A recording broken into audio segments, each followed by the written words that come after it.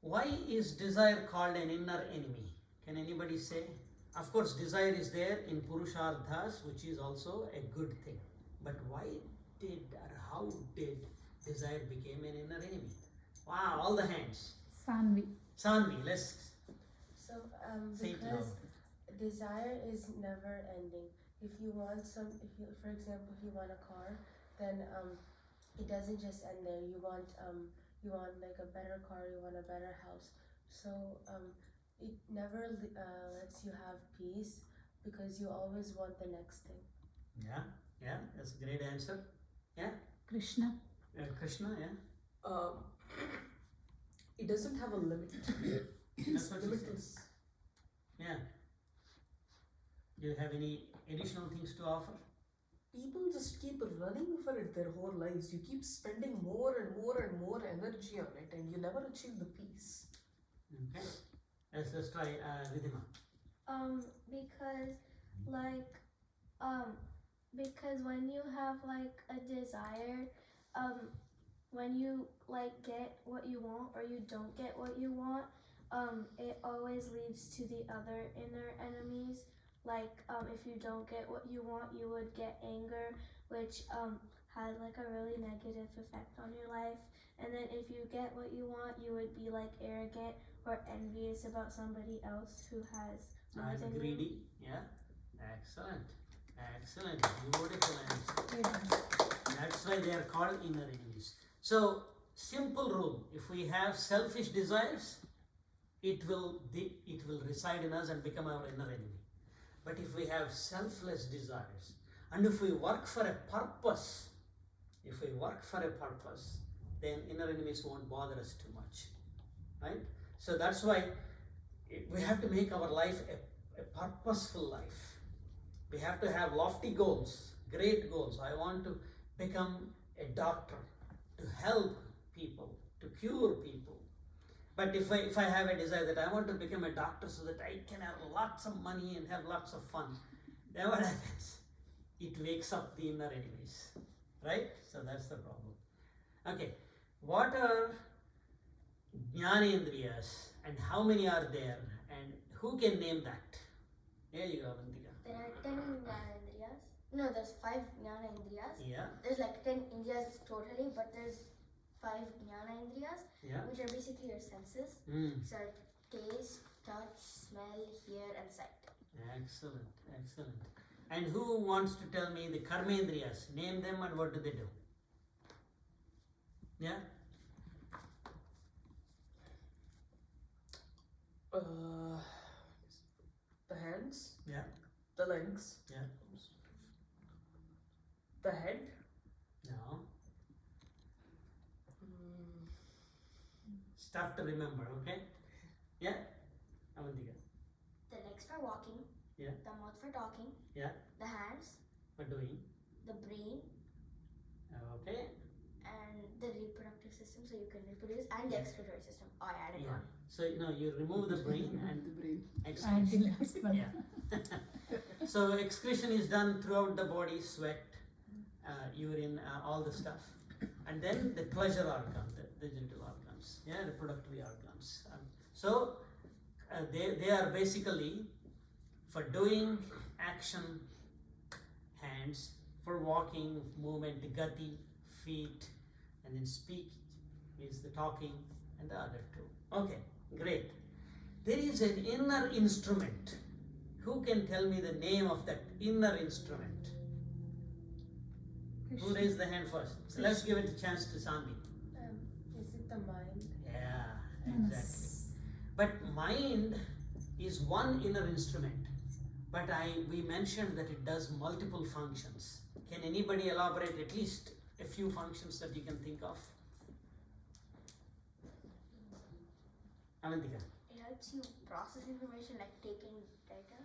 Mm-hmm. So would it be the 5 Jnanendriyas? Yeah, through Jnanendriyas it takes information and processes it, and through Karmendriyas it discharges functions, it works. But mind, the inner instrument itself, can do multiple functions. Okay, so the mind actually can think right? Thinking. Desires, where are they happening? In the mind. So mind is also one that is making the desires and breaking the desires. And mind is the one that is thinking, telling what is good and what is bad. It acts as the collective force that binds all of the 10 instruments Yeah. so that they do not go haywire. Yeah. Okay. So it is the central part. In Ravana's case, it went haywire. That itself went haywire. Haywire in a controlled manner, Yeah. perhaps. But mind is the one that recalls memory. Mind is the one that puts out feelings. Mind is the one that thinks and tells us what is right and what is wrong. So it has so many faculties. We'll think about the faculties later. Okay. Beautiful answers. Now, questions. Can I ask one question? Sure. Vishravasu, so is he a born Rakshasa? Now, Vishravasu is born to Pulastya Prajapati. He is direct second descendant from creator Brahma. So he does He's not not have Rakshasa. any connection to Rakshasa. Kaikasi, because she is the Rakshasi mother, Yeah. and so these people came to known as Rakshasas afterwards. So how did Vishravasu get into taking control of Lanka? Not Vishravasu, Kubera. Yeah, Vishravasu Kubera first son Kubera. Because it was abandoned, nobody was there. Vishravasu told Kubera to go live there. Okay. Yeah. Just Yeah. Kubera randomly got control of Lanka? What's the idea behind that? I didn't quite understand that. No, it was empty, and Vishravasu told him go take it. Okay. Until he was driven away by Ravana. We'll get to the nitty-gritty details of that later. So multiple questions here. Who raised the hand first? Krishna? Krishna, go ahead. If Kubera was driven, or if Kubera left Lanka willingly to give it to Ravana, then how and when did he return back to it? He never returned, actually. Ravana was very bad to his brother, although Kubera was very kind and generous. So to avoid conflict and also following his father's order, Kubera left Lanka and he went to north side of Kailasa mountain, where he started ruling all the yakshas, and in a city called Alakapuri. So he became friend of Lord Shiva, and then he started living there. So Kubera was first Lord of Lanka and then the Lord of the Yakshas. Now, first lord of Lankas were these descendants of Mali. Heti. Yeah, Mali, Somali they were. No. I'm talking about Kubera's movement. Yeah. So first he was in Lanka, and then he left and went to Alakapuri. Okay. Yeah. Avantika. Avantika. So when the sage Vishwasa Vish- and he granted a boon to Kaikesi to get children, right? Mhm. So, but if he like gave her the boon to get children, then how are those children consider him as a father? Because it is his blessing. Because he blessed, and it is his power that is manifested. Kaikasi's powers are not there. Kaikasi's demonic nature is there in her children, but the real power, the great power, is of Vishravasa's power. So, but it's a good question. Like I said, Vishravasu represents Veda, right? Even those people that approach Veda with the desirous results, like very bad, terrible desires, where will they get their desires from? By the power bestowed by the Veda. Where will they get fearlessness from? By the power bestowed by Veda. If Vishnavasa's Veda knowledge is present in all three of his children, then why do we see that Ravana has great Pandit or great literature? He's also a great composer, and He's a also scholar. that in He's a Vibhishana. scholar. Yeah. But why do we not see that in Kumbhakarna? What makes him different? Always sleeping and eating. But He's that's a always good sleeping and question eating. though, because Vibhishana never focused on writing or anything like that. No, but he was the primary counsel for Ravana for a very long time, and he was a great counselor, mantri, sachiva they call for Rama also. He's definitely a great scholar. He follows dharma all the time. So Well, this is- Ravana is the one that is famous for writing the Sivatandava Stotra and all these things. Correct? Right, Just right. curious. Actually, although this is a question and answer session, I'll add a little story element here.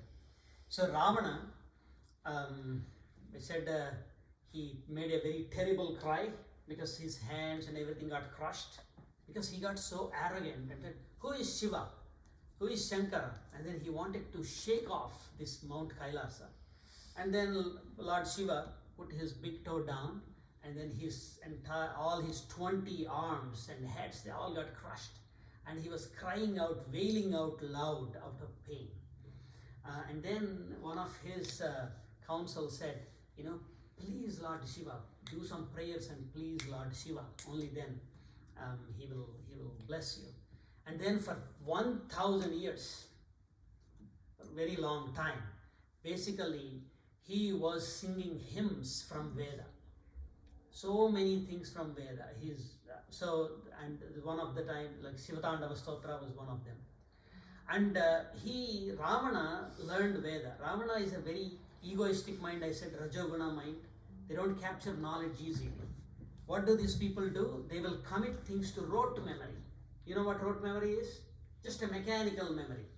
Like some of the slokas that you can just chant. You don't know the meaning, right? How do you do that? Because you have rote memory.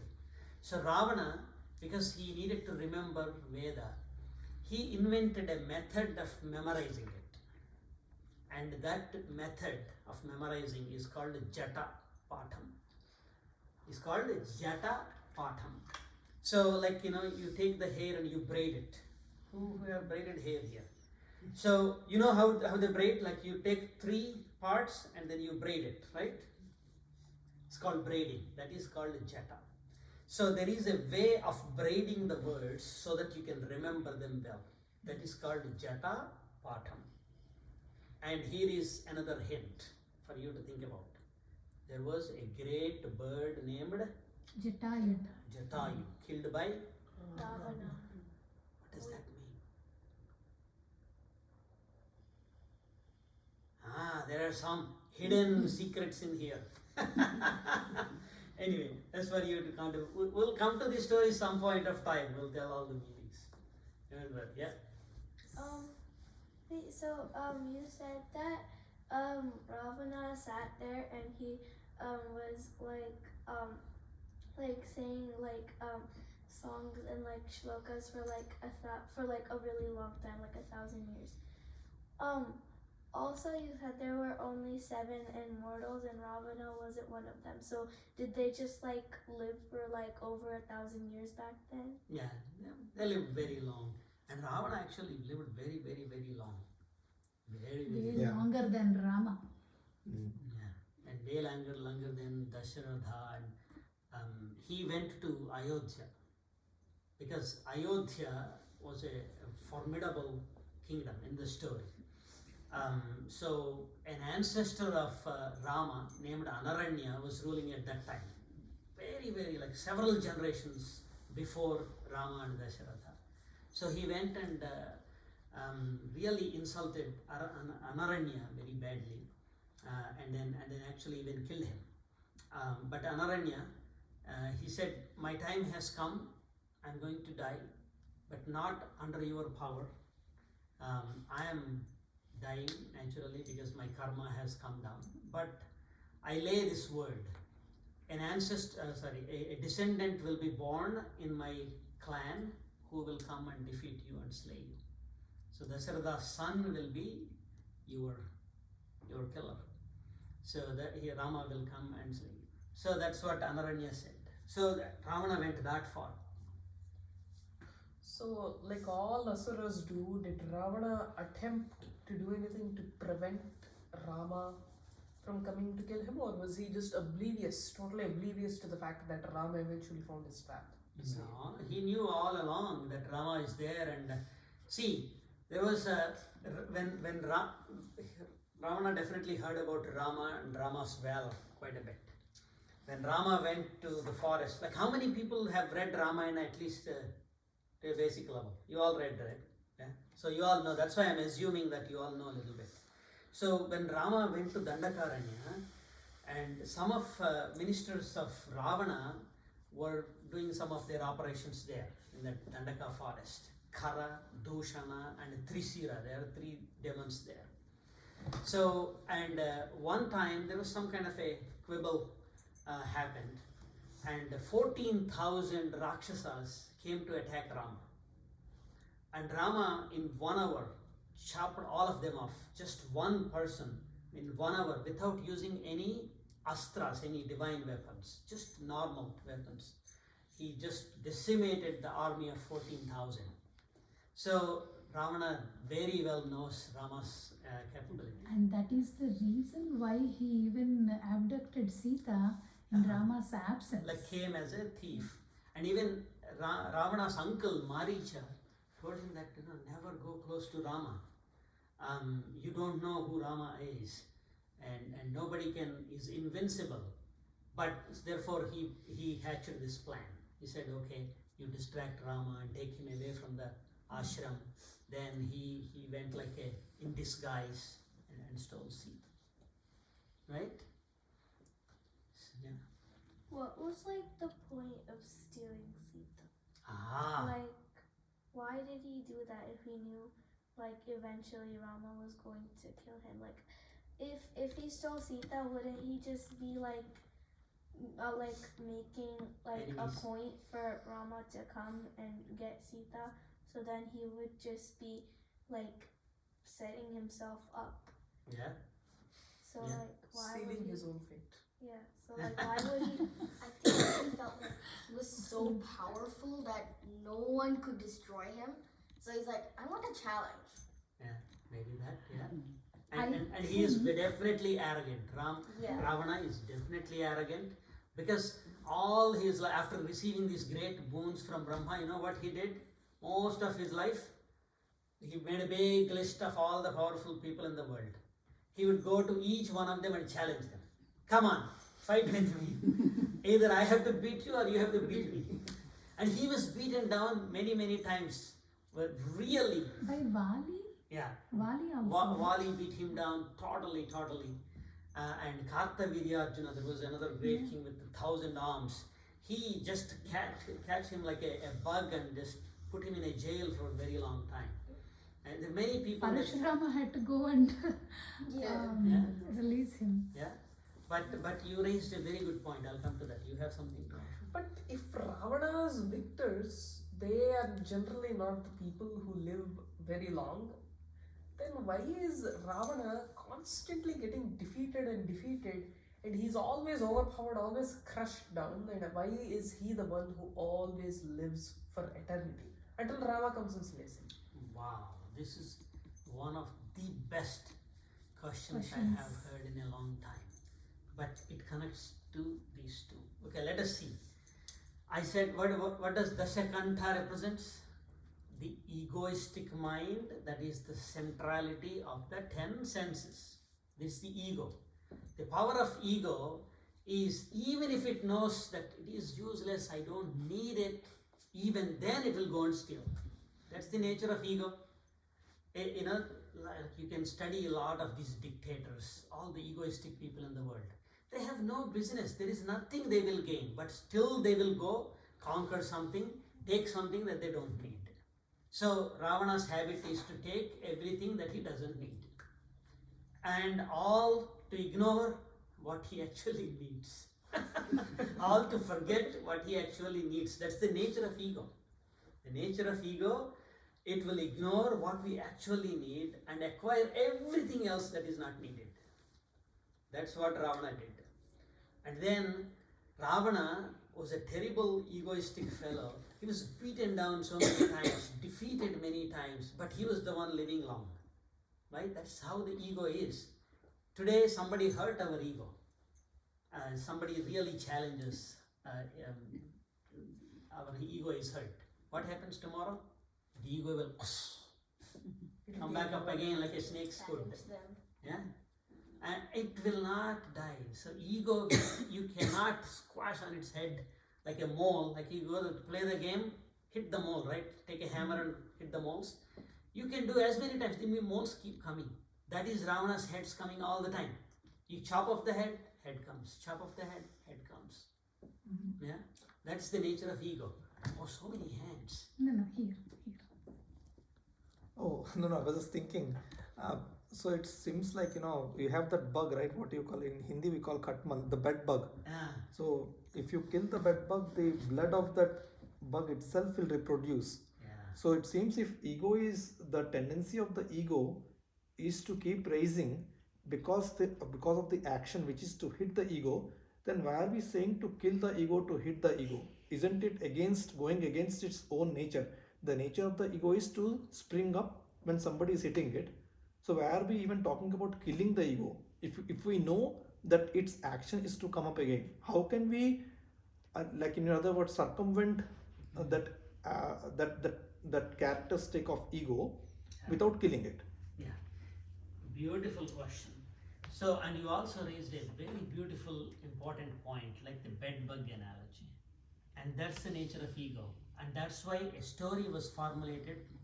Can anybody tell the name of that demon? Colony? Maricha? No. Colony. Like you squash it Rakta from the Rakta Bija. Bija. There is a story, Rakta Bija. Yeah. Rakta Bija. That is showing the nature of ego.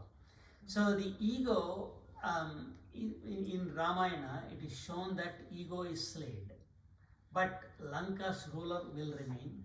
Vibhishana will surrender to Rama. Under surrender of Rama, he will rule.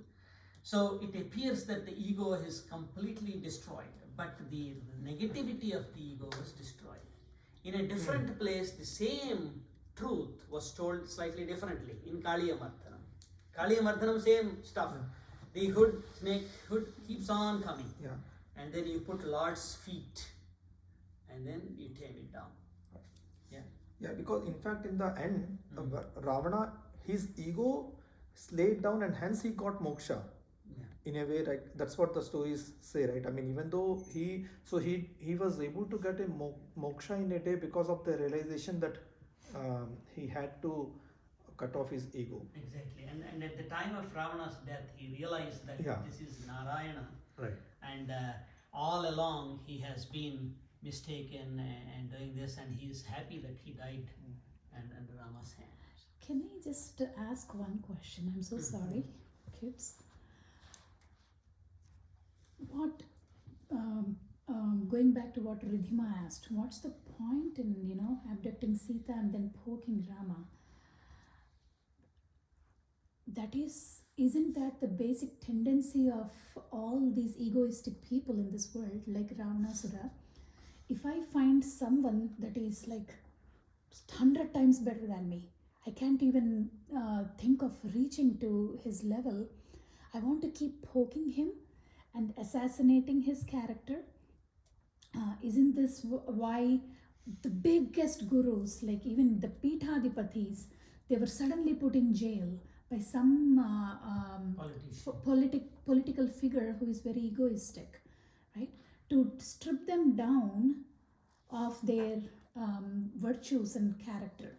So that is what Ravana has been doing, is what I'm thinking. Am I thinking right? Yeah, it represents all those. And actually, your question it deserves a much deeper answer. But because we are going at a slightly lower level, I'm not giving that answer yet.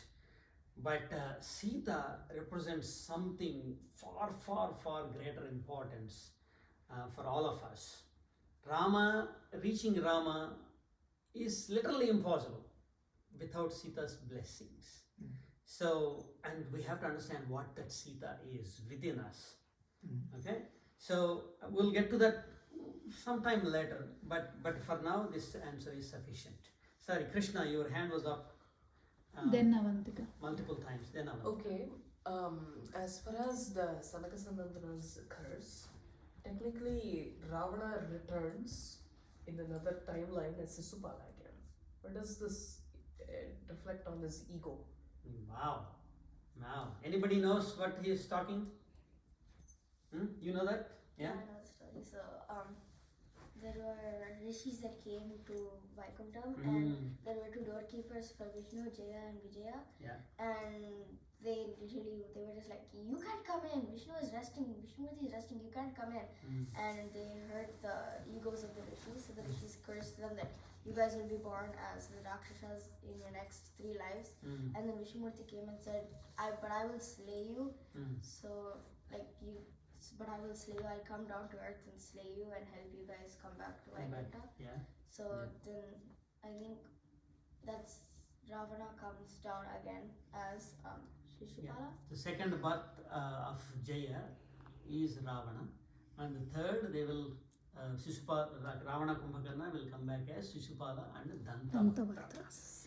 So this is a very deep question, Krishna. So Jaya and Vijaya. Jaya means victory, Vijaya means a total victory. So there is one kind of victory, there is a different kind of victory. When those two kinds of victories are lost, we are not in a place like Vaikuntha.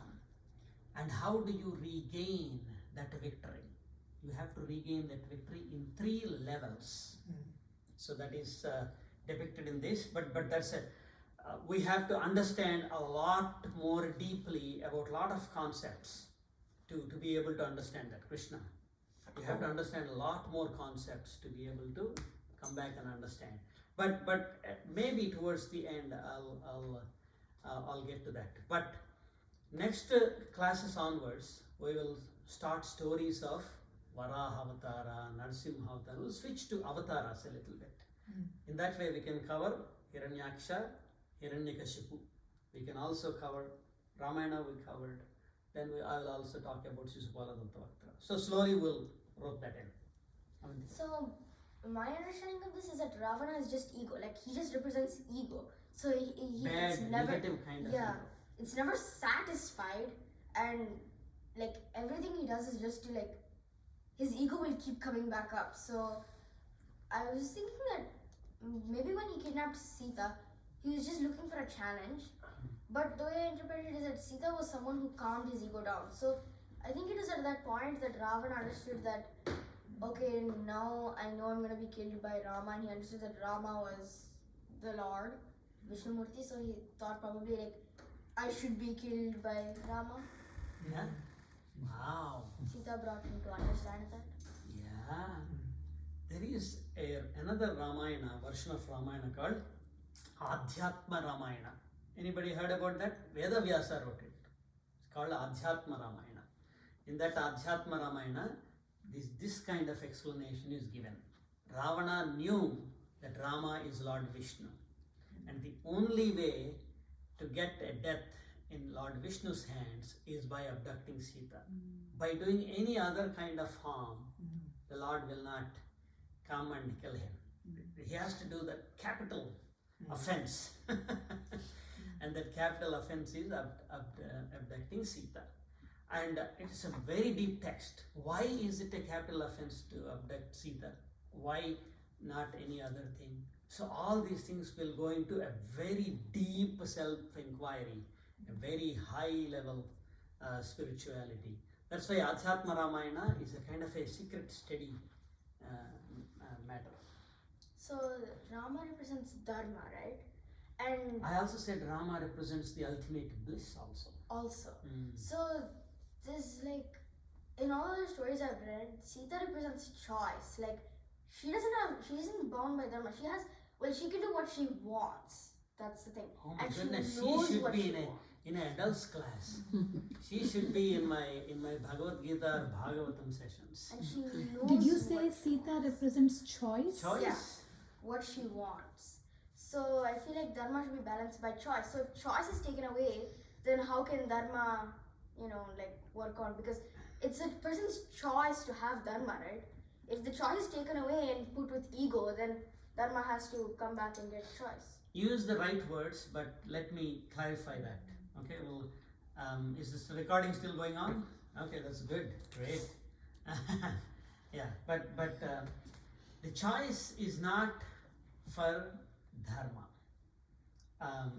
Within what Dharma allowed, there are a bunch of desires that are allowed, allowable desires. But Dharma, I told you, there are 2 kinds of Dharma. One is pravritti and one is nivritti. But the spirit of Dharma is to really find out that we belong only to the Lord. only to the Supreme Lord, who is the life of our soul, who is the life of life. We belong to that. So that recognition is the essence of both pravritti and nivritti. So now let's imagine Rama, who is the bliss. All the yogis want to revel in Rama. Rama is the ultimate Brahman, but manifested as, apparently as a man here in this avatar. And he was sitting right next to Sita. So that means Sita is in whose presence? The bliss Brahman's presence, where all Ananda is, all yogis want to go in, all entire spirituality ends, culminates into that Rama is right here. And what was she asking? Wanted a deer, a golden deer that doesn't even exist in this world. And Lakshmana said that such a deer doesn't exist. It is must be some kind of a trick played by Rakshasas. She said, no, I want to have it as a pet. If I can't take it as a pet, I want at least its skin so that I can take it and show it to my friends in Ayodhya when we go back. And then Rama said, he ran after that to get it. And it's very interesting. Rama and Krishna, they have this commonality. The moment you ask anything, they will take their bare feet on thorns and stones and they will run after it and they'll get it. That's what Rama did here, right? He was not even wearing any shoes because he gave away the shoes to Bharata. So barefoot he ran after it on all the thorns and all the pebbles and everything to get it. And Krishna is also like that. In the Vrajam, in that little village, they asked him to go take the cows and graze them. So he will go bare feet, walking on thorns and all the sharp pebbles and all the dust, take those cows, graze them very well so that they become fatter and ask for more and bring them back. Don't you see this is some interesting activity going on? But anyway, keep that in the mind. But let's come back to this. So she made a choice for something other than Rama. Although Rama, the bliss, is right next to her, she's always in bliss. She chose something which is glittery, which is shiny out there.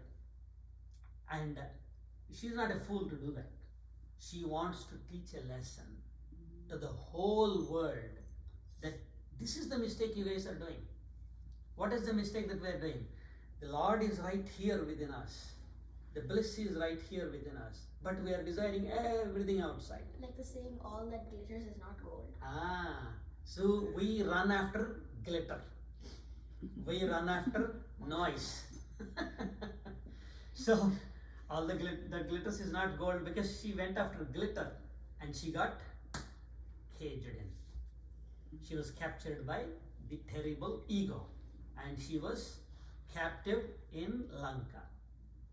The reality is, what she is trying to tell is, if you don't make a choice for the God within you, if you make choice for every glittery thing outside, you will be caged forever in this body. You will be a captive in this body forever. And you will be under the control of the terrible 10-headed ego. Okay, we'll stop there. Om Sarvam Shri Krishna Arpanamastu Smurvyo Namaha.